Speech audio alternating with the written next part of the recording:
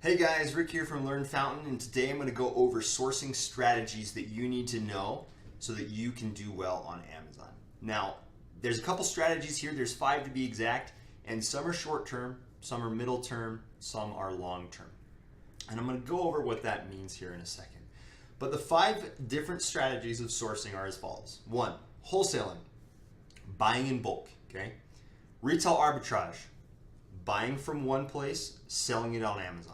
Liquidation, buying stuff that wasn't sold from a company and reselling it on Amazon. Drop shipping, which is simply put, you post something on Amazon, you don't actually have it. As soon as you make a sale, you go buy it for cheaper elsewhere and then send it directly to your customer, which is a little bit more risky. And then private label, which is buying product in China, Mexico, elsewhere, even in the US, putting your brand on it and then selling it on your own listing on Amazon. Now, really quickly, let's go over which ones are short term, which ones are mid-term, and which ones are long term. So short term is going to be more of the retail arbitrage stuff. If you're just getting started with Amazon, you're likely going to want to start with retail arbitrage so that you can learn the systems, learn Amazon, learn how it works.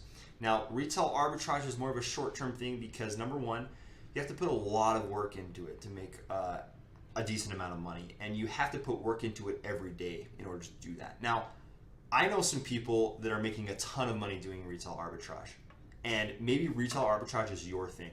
Me personally, I'm not huge on it, but it is a great place for you to start. All right. Now, midterm type stuff is more like wholesaling. Now, wholesaling is when you make relationships with wholesalers.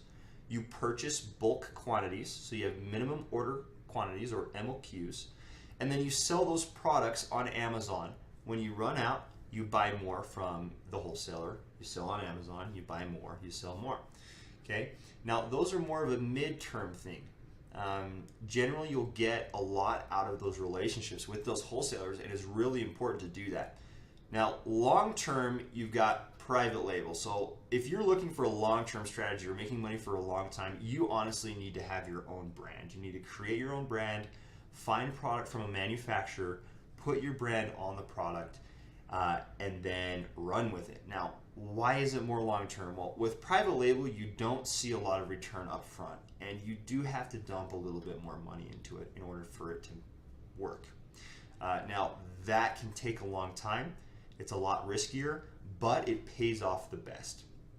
Now, you're probably asking, okay, great, Rick, but you skipped drop shipping and liquidation. Now, those can kind of fit into a mid-term or a short-term depending on your strategy with using those. So let's go through number 1. So the first thing that we're going to do is we're going to look at wholesaling here. Now, the thing with wholesaling is, like I said earlier, your concept is to buy in bulk, sell for a profit. Not only that, but you're going to create a relationship with people where you can buy the same products over and over and then sell them over and over. Now, in order to do that, you need to have an ASIN, or you need to find an ASIN on Amazon that's selling consistently well over time. This isn't going to work super well for holiday products, for example. If I buy 25 Santa hats and I sell 25 Santa hats in November, right? And then I buy 25 more Santa hats and I sell 25 of them in December, and I get through halfway through December and I buy 25 more Santa hats, but people have stopped buying Santa hats, then I'm stuck with 25 Santa hats for an entire year generally, because no one's going to buy a Santa hat in June. So wholesaling really is more about non-seasonal products. Now, that's not to say that you can't try to do wholesaling for seasonal products and just make sure you're really focused on your inventories and you know, okay, I can't buy too much, or it's too late to buy this product. You can do that, absolutely. But I would recommend, for beginners at least, that you only do wholesale for products people are buying all year long. Now, what are the pros and cons of sourcing? Well, pros, you get bulk pricing, so you can buy it for cheaper because you're buying a bunch of them. You're having a reliable source generally where you can buy the product over and over. Now, that may not be the case if you're buying product that's actually liquidated from a wholesaler. So ask them if they're getting a steady supply of the product, if you're looking for more of that reliable strategy. And continuous buying, you can always buy from that wholesaler once you've made the relationship with them. Cons. It can be hard, and this isn't all the time, but it can be hard to find a product that is consistently making you money over and over and over that other people don't also have access to and are already selling on Amazon. But they are out there, you can find them, and you can make a lot of money when you do. And it is totally worth doing the research in order to find those. Now, a lot of wholesalers only do business with other businesses. So if you don't have a business license, then you may run into some issues here. So you may want to have an entity if you're going to go the wholesale route. And I would absolutely recommend an entity if that's what if you want to sell online seriously. So, okay, now I know this is kind of weird because we went over the midterm first. Let's go over the short term. What do you want to do to get started? Well, retail arbitrage / online arbitrage is buying one thing from, or buying multiple, I guess, from Walmart or Target or any store online or really anywhere, and then turning around and selling it on Amazon. Now, with retail arbitrage, what you're going to do is you're going to physically have the product, and then you're going to send it in to Amazon FBA, the fulfillment chain, Amazon, and sell it that way. Or you can ship it from your house when someone purchases it. Now, what's an example of that? Well, as you can see here below, you can buy this wallet from Boscov's for $10, and Amazon is selling it for $42. Now, you're probably saying, well, Rick, the one on the left is black and the one on the right is pink. Well, if you actually look closely, you can see that in the example on the left one, I actually have the medium red color selected when I'm purchasing. So it is the same product here, and yes, you can buy it currently on Boscov's for $10 and sell it on Amazon for $42. Now, you're making a decent profit with this item. Now, this is awesome, and it is great for beginners to learn how to do this because you'll start seeing opportunities pop up all over the place. When you're shopping at Walmart, maybe you'll wander over to the clearance section and start scanning stuff on your phone, because you can scan stuff on your phone with the Amazon app and see how much it's selling for, purchase it, turn around and sell it. You can do that all day long. Now, pros and cons of doing this, right? Now, the pros, it's pretty easy, to be honest with you. You really, when you're shopping, you just scan stuff, like I said, you find something, and you can turn around and sell it. Now, cons. So there are quite a few cons with this. Now, online deals will go fast. So if there's a deal online where this wallet is $10 instead of $42, and if you look closely down in the picture, it actually, the normal price is $42. Sometimes you will see the listing and you'll go to buy 20 of them and there won't be any left. So you have to get there quickly. Now, in order to keep it going, to have enough inventory to always be doing that, you have to be pretty much shopping every day looking for deals. And that can be difficult. That can be a lot of work. You only get what you put into it out of it. So that's one of the cons about that. And then just because you find a deal that's doing super well profit-wise, like this deal, $10 to $42, that doesn't mean that this wallet here is selling 100 of these a month. This wallet may only be selling 5 of them a month. All right. So if you go in with the expectation that you're going to sell 100 of these, and you buy 100 of these, and you turn around and sell them, and 2 are selling a month, you're going to have your inventory for a long time, and you're not going to make the money that you thought you were going to make. So just a heads up with that. Now let's go to the next one. Next one's liquidation. Now, like I said, this is more of a midterm thing. Now, with liquidation, you're buying in bulk, all right, for very, very cheap. So, I mean, stuff is so cheap when you buy it on liquidation. Now, you can turn around and sell it. Now, the only issue with this is you don't get to pick your product. So you're going to be buying pallets or boxes of random product, all right? Some of it, you're not going to know if it's good or not. Some of it, you're not going to know if you can even sell it on Amazon. But you're getting it for such a low price that a lot of the time you can turn around and sell even only half of the shipment at a profit and make a large profit on what you're doing. Now, this is a little bit riskier, and it takes a lot more knowledge and experience to know which ones are going to be good and to buy the good ones before they sell out. So keep that in mind. Now, as an example, I pulled up bulk.com for this one. Bulk.com, you go in there, you can buy cases, you can buy pallets. It will tell you if the stuff is either new or if it's kind of battered. I would never recommend buying anything that's battered or damaged at all or has water damage or anything. I wouldn't buy anything that's uninspected. I would probably only ever get brand new stuff. Now, pros, like I talked earlier, cheap, and there's a lot of profit if you can sell it. Cons, the good ones go fast because more experienced people see them very quickly and they buy them.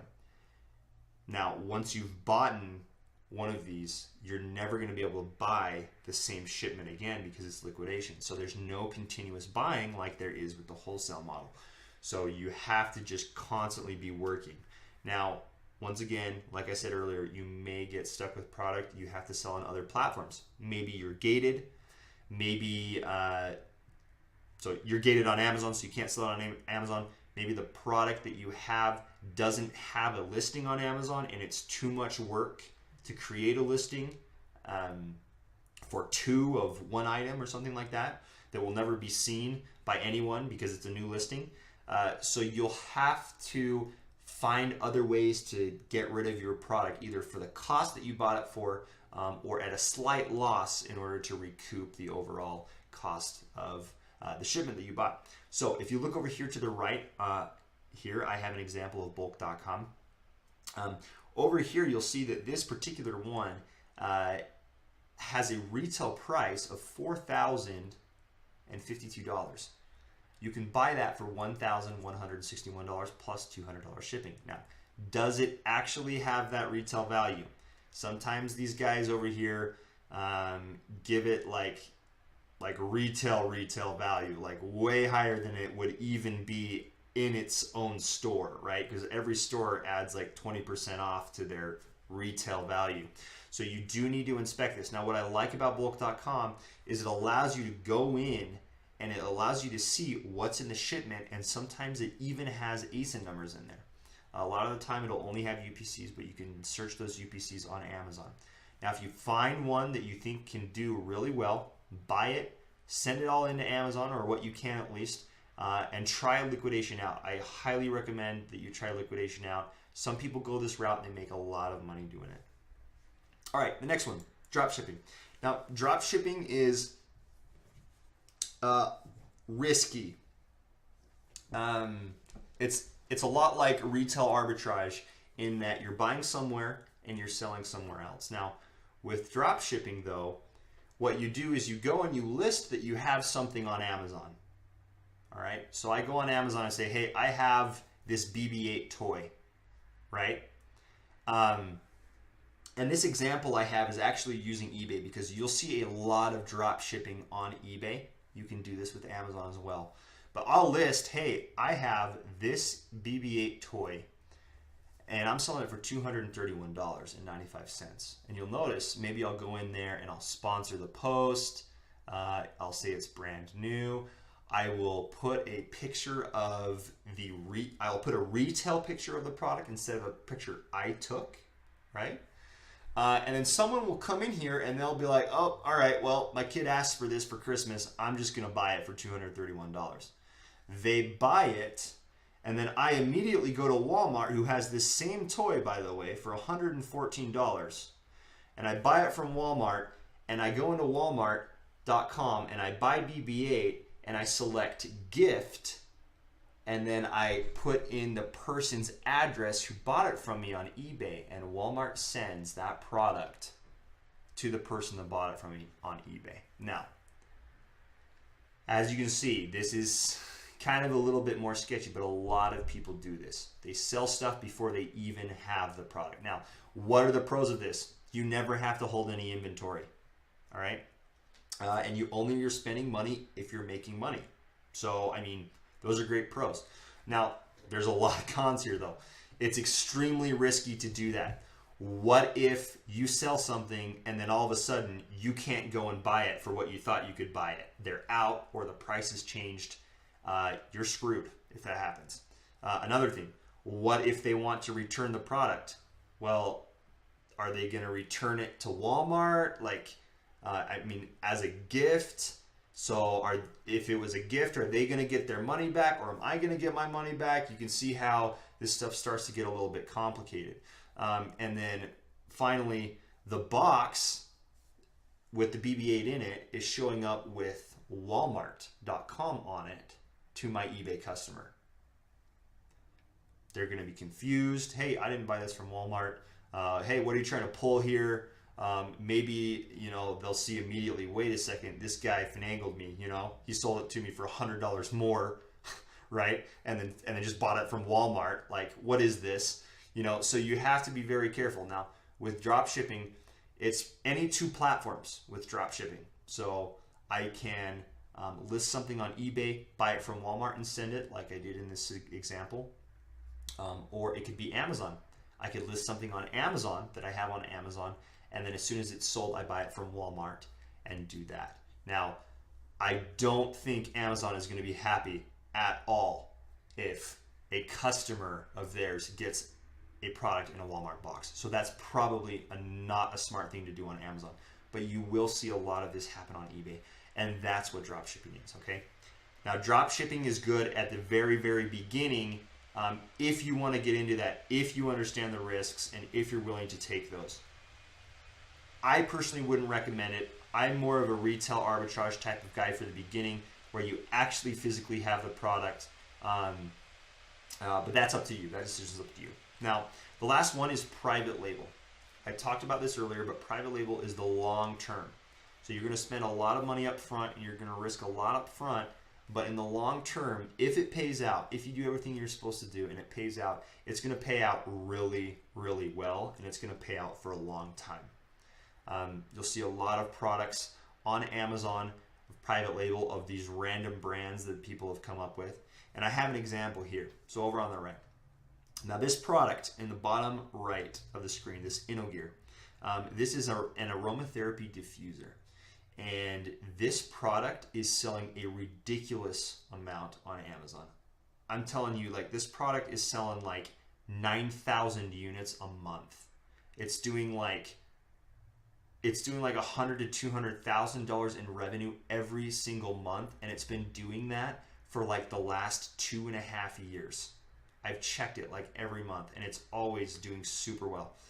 Now, notice if you go to Alibaba, which is a Chinese website where you can get access to manufacturers selling product.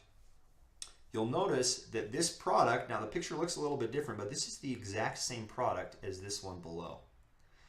In this photo, they have it lit up green, and in this photo, they have it lit up blue, but this thing can change different colors. So this is the exact same product with the exact same buttons and everything. And you can buy it from Alibaba. Now they do have a minimum order of 500 pieces, but it's selling for $8 here on Alibaba. And they're turning around and selling it for almost $18 on Amazon. Now, they do have a lot of costs. They got to send the product from China. They got to get it through customs. Then they, have to deal with Amazon fees and stuff of that nature. But I guarantee these guys are buying a lot more than 500 pieces minimum order, and so they're getting lower prices. Now, this is a huge opportunity for people selling on Amazon. You do need to be careful, though. Not everyone can come in here and say, hey, I want to sell aromatherapy diffusers too, and get in on it. The market for aromatherapy diffusers has kind of been destroyed. So there are 9 to 10 players right now who are all selling the same products. If you don't believe me, go ahead and type in aromatherapy diffuser into Amazon, and you'll see that there's about 10 different companies selling the exact same products, and they all have like the first 3 pages of results. And if you go in there, you'll see that there are tons of pages of aromatherapy diffusers. So what I'm trying to say is that the aromatherapy diffuser market is saturated on Amazon, and it's not going to work if you want to do a private label product. So you have to find a niche product that has enough interest in it that people are purchasing that product, and create a new brand. Find a manufacturer on Alibaba.com that can come up with that product for you. They'll put the brand on it for you, and then you're good to go. You can create your ASIN and you can start marketing it. So, pros, you've got the best profit margins you would get out of any of these different other strategies. Absolutely. Even liquidation in some cases. You don't have to share the buy box because you create your own listing. And then you have long-term potential as far as selling over time, because you're the only one that can sell on your listing, right? So you can buy product whenever you want to, put it up there, and sell it. Now, cons, huge upfront costs. It's going to cost a lot of money for a minimum order quantity, especially in this example, 500 pieces of $8 a piece, right? You got to have money up front to do something like this. You have to create your own listing, and your listing has to rank high in search results. Now, like I said earlier, for aromatherapy diffusers, you would have to do an immense amount of work and spend an immense amount of money to break into the aromatherapy diffuser market. Just because it's so hard to get to the front page, because there's already high players there. Okay, so that's what you're going to be dealing with. Now, you can bypass this one by doing a more niche product where there's not a lot of competition. So be aware of that. And then finally, it's risky. You could buy all of these pieces, you could create listings, and then no one likes your product, or people have problems, or you didn't do enough research and no one buys it, and you're out all of the money that you spent on it, and you never make it back. All right. Now that can happen. Now, here at Learn Fountain, we teach all of these different sourcing strategies. We know how to do them very well. And we start you out with the beginner ones, get you to the mid ones, and then if you want to, we can even teach you private label stuff. So if you like this video, awesome. Take action on it. Go out, buy product. Go to bulk.com. Go to Wholesale Connect, right? Wholesale Central, and go and find wholesalers to buy from. Go to Walmart, find products, sell them on Amazon. It's time to start making money. And you guys can do it. We know you can. It's super easy to do it. Now, let us know if you have any questions or anything like that. We'd love to talk to you about how you can do these, or we'd love to strategize with you on how you can do better selling online or getting started with Amazon.